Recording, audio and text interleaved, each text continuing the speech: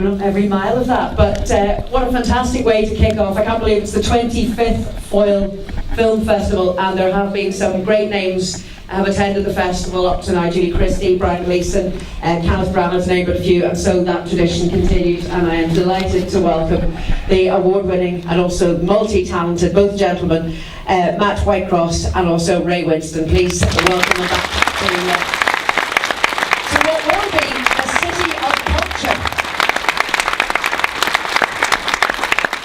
This is the opportunity for you to ask a few questions, and I'm delighted so many of you have stayed on as well. But if I could just start, Mat, for such a young chap, you have a tremendous CV. I mean, Coldplay, DVDs, books, TV series, documentaries, Road Guantanamo, movies, as you said, sex, drugs and rock and roll. And then to come to something like this, it's not exactly romantic comedy that you deal in, is it? It's difficult subjects. Grab the mic there. What brought you to this subject? It was personal experience, really. My dad had Alzheimer's, and while he was going through the last few years of his life, I started writing down everything that was happening to him and to the family, just as a way of kind of dealing with it. And gradually, just because you work in film, you start thinking, well, it's a view that I've not seen. Like this personal view of Alzheimer's and the effect it has on the family is not something I've seen on screen quite the way that it happened to us. And I think Alzheimer's and dementia affect families in all kinds of different ways. Every Alzheimer's patient is affected in different ways. So it felt like this was, I had a way of looking at it, and maybe I could take something very sad and what was personal family tragedy and turn it into something positive. And then I suppose one of my issues my two issues really with Alzheimer's and dementia, when I've seen it depicted in the past, tend to be that it's either kind of made a bit more palatable, it's made somehow, so that you want to try and attract an audience, so you effectively, you start saying, well actually it's forgetfulness, it's not all the other stuff that goes along with it. It's pretty tough.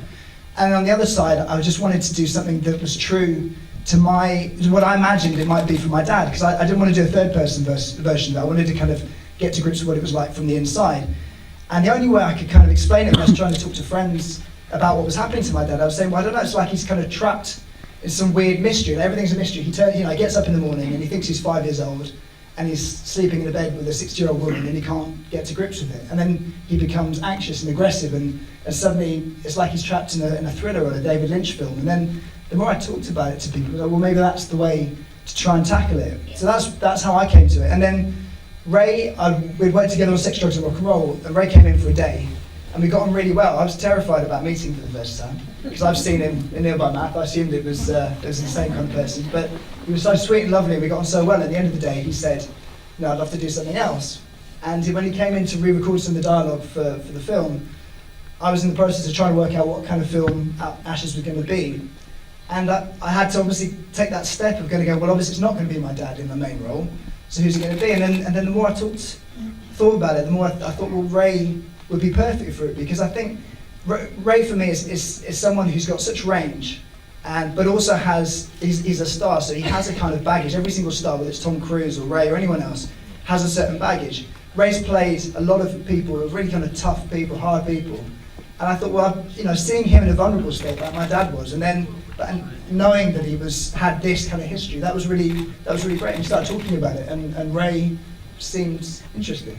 Well, Ray, it is a tremendous part. I mean, talking about all the other roles, the Sex, Drug and Rock and Roll. I mean, you made my Saturday nights in the 80s. It's Will Scarlett and Robin of Sherwood. Yes, I am that old.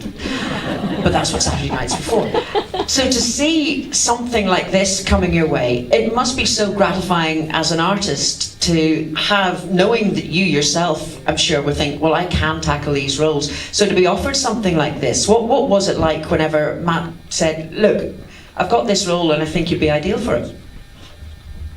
Well, you get really frightened at first, because I think, really good roles for actors coming on once in a blue moon. I've been lucky enough to get films like Nil by Mouth, where you can, I guess, perform, because you're an actor and you want to show off a bit. You want to show what you can do, I guess.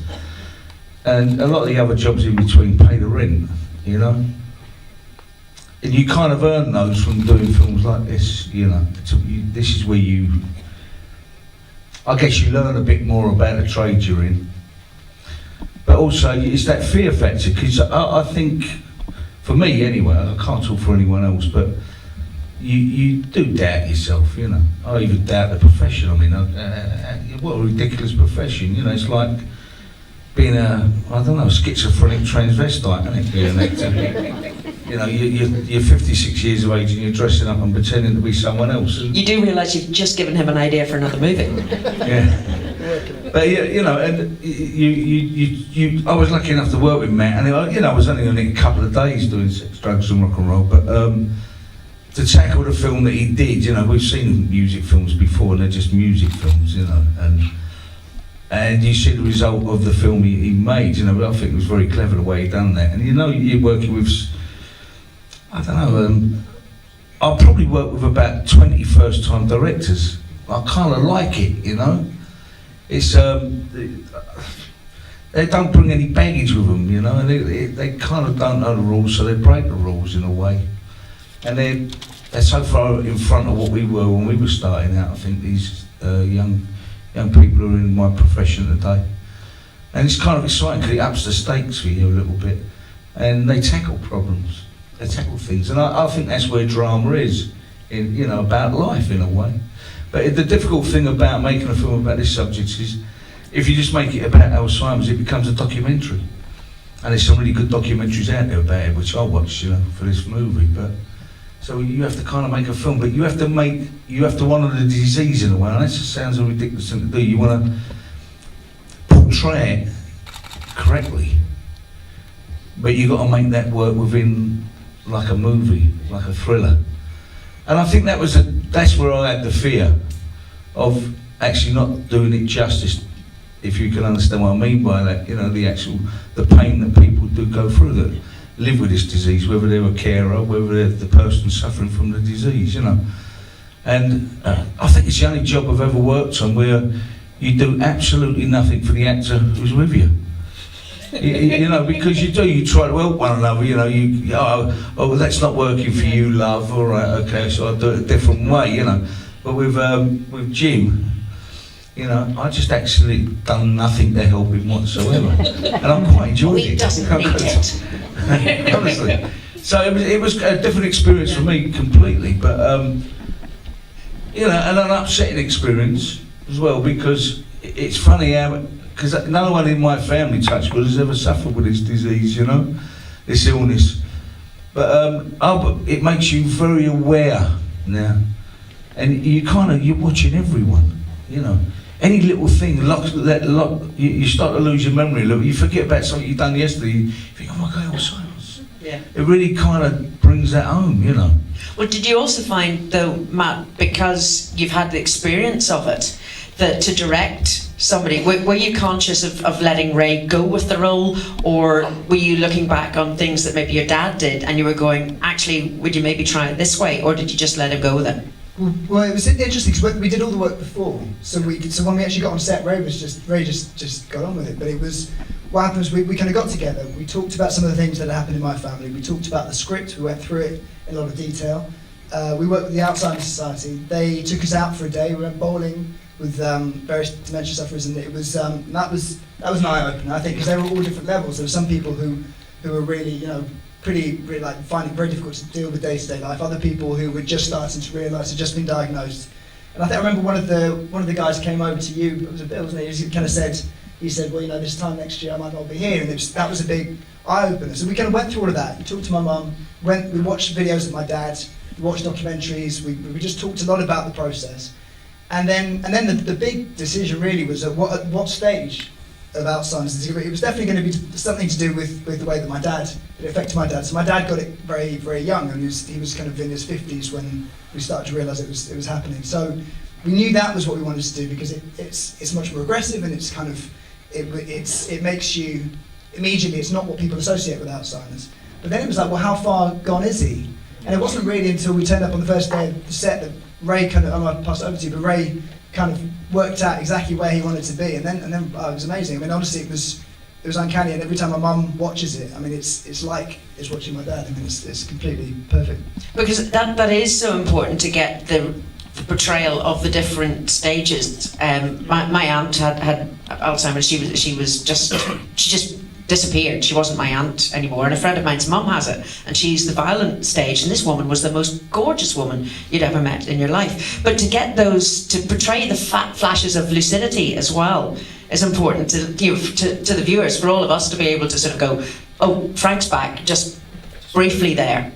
It must be fairly challenging, and you must be knackered at the end that's of what's every day. different really from working out another character you're playing, you know, because there is all this. I don't think there's any rules with it, Alzheimer's. It seems to me, as a layman, really, from the outside looking in, that, you know, people can be gone and then sit down and play classical piano.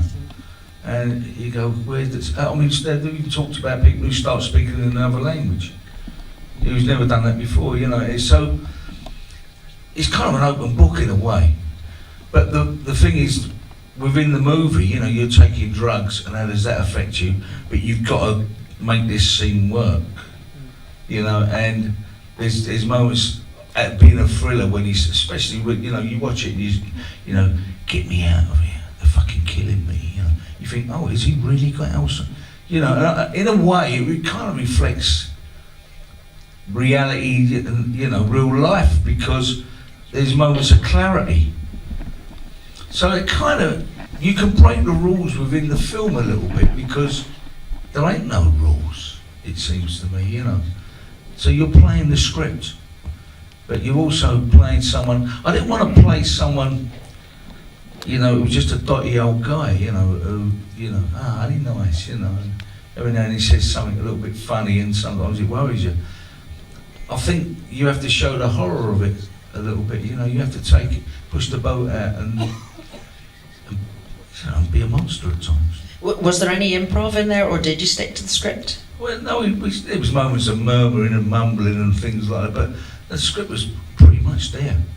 We didn't have to do too much with it, did we? Bet your mum never taught you to use those words. I got them from his mum. Well, look, I could talk to you all night, but the reason that we're here and so many people have stayed on after the movie is to ask questions, and this is why it's called an open floor session, a Q&A, and we have a roving microphone. There it is, and there's a gentleman. I didn't even say stick your hand up, but there's a gentleman, red tie, just behind you. He's behind you. Pantomime season's nearly here. Ray, just to declare my interest to my mother-in-law suffering from Alzheimer's at the minute, and I know what you mean about there are no rules to this.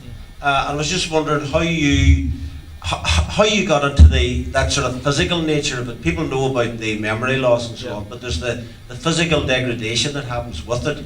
And then how do you avoid slipping into caricature?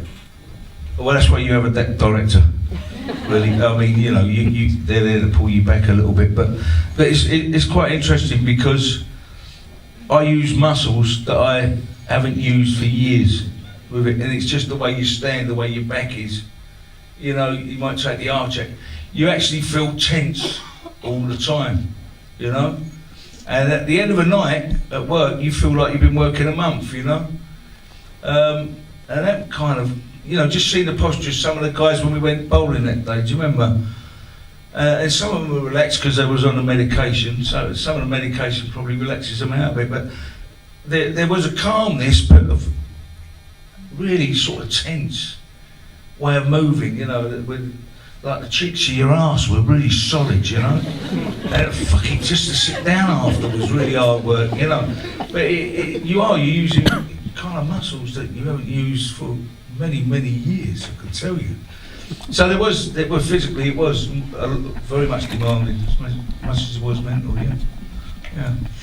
There was a gentleman in the front here, put the hand up with the hat and the headphones. Hopefully you didn't have those on during the movie.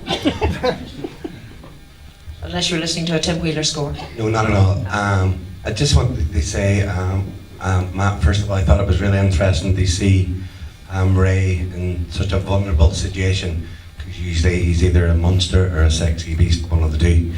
But You can go hand in hand. But I just spent some time in London with a friend that's developing a play on mental health at the minute, and they were a company called Ridiculousness, and they also deal a lot with improvisation where there is no rules. But even within improvisation, while developing material, there are certain rules, like always say yes is one and don't ever reject. anybody's ideas, because sometimes something really beautiful can be born from that. And I just find it really interesting in that life cycle that we begin as children dependent on adults, and then as we get older, and if we die naturally from born to death, we end up dependent on adults in exactly the same way. And I just wanted to ask Ray a question on I asked Liam Neeson the similar question at Narnia's premieres at Belfast Film Festival a few years ago. And he talked about Daniel Day-Lewis sometimes when he gets into a character, he wanders around for months after this, trying to shake off this character. But sometimes I think there's only one vessel, there's only one human being, there's a mind, a body and soul, and it's a manipulation of developing that and using that to get into your character. He gave James Cagney's description from David Mamet's book that you go and you look your opponent in the eye. Yeah, but it's different for people who are different in the way they go about their business. I think probably Daniel Day-Lewis is the best cinema actor in the world. Yeah, so I just want to know what's your approach? I'm pretty lucky. When I was a young actor, I used to do the press ups and run around the block and all that. When you get a bit older, by the time you've run around the block and done the press ups, you're too knackered to do the scene. So you have to find another way of doing it. But there's a lot to be said for, I think it was Laurence Olivier said to Dustin Hoffman that when he was doing his press ups to try acting. But I've never seen Dustin Hoffman bad in a film, and I've seen Laurence Olivier bad in a film. So, it's what works for you. I honestly do think Daniel's probably the best cinema actor in the world. And I don't know what he's like on stage, because I've never seen him on stage, but if that's what gets him at it, then all power to him. Yeah, you would have loved to have been there the day that Laurence Olivier just said, try acting. I think I'd have rather cut my wrists and put red hot needles in my eye. But John Wayne hated method. Oh, John Wayne, I love so John do Wayne. I can watch John Wayne all the time, But what an actor, Dustin Hoffman. Yeah. How dare he say that?